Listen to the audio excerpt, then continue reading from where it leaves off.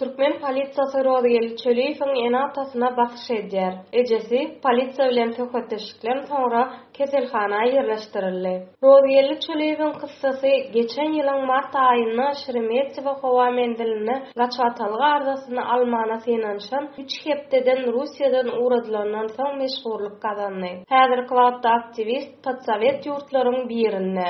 Aşgabatdaky çeşmenin habar bermegine görä 2022-nji ýylyň fevral aýynyň başynda Rozgeliň enatasy Jitnikov köşesindäki şäher polisiýa bölümine çağırlypdyr. Saglyk problemalary sebäpli aktivistin kakasy ol ýere baryp bilmedi. Polisiýa ejesi 62 ýaşly Ogulmaral Çöliýewa gitdi. Onu polisiýa merkeziniň ofisine alyp gitdiler we gapysyna kapitan Möwlanberdiýew diýen ýazylygy otaga saldylar. Otagda 2 adam bardy. Biri polisiýa eşikli, beýlekisi raýat eşikli. Ogulmaral Çöliýewa söhbetdeşligiň ogly hakda boljakdygyny aýdyldy. Polisiýa resminamaları görkezip, siz köp çağanyň enesi, Podvoysk we Sowetskiy köçeleriniň urundaky täze binalarda awadanlaşdyrylan kwartira almana hakyňyz bar. Siziň nowbatyňyz geldi. Emma ogluňyz döwleti tanqidlamagy bes etmeli we Türkmenistana dolanmaly. Ol tutsag edilmez, söz berýäris diýildi.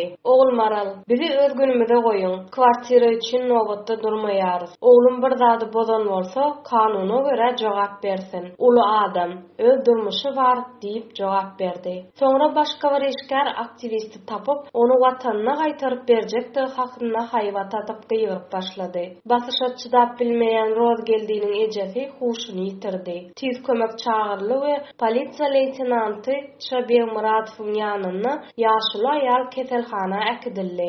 Şeýle de bolsa bir näçe hastahanalar Bekrewe, Berzengi, Gaja, Hitrovka ýaly etraplaryna bu aýaly kabul etmekden ýüze urdular.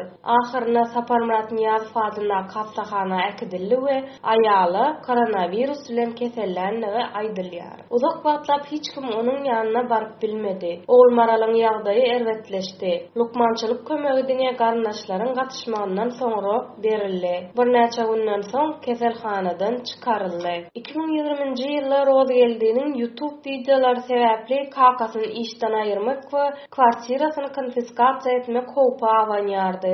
Şol bir wagtyň özünde etrap polisiýa işgäri enatasyny Türkmenistana gaýdyp gelenden soň blogeriň türme basyljakdygyny aýtdy.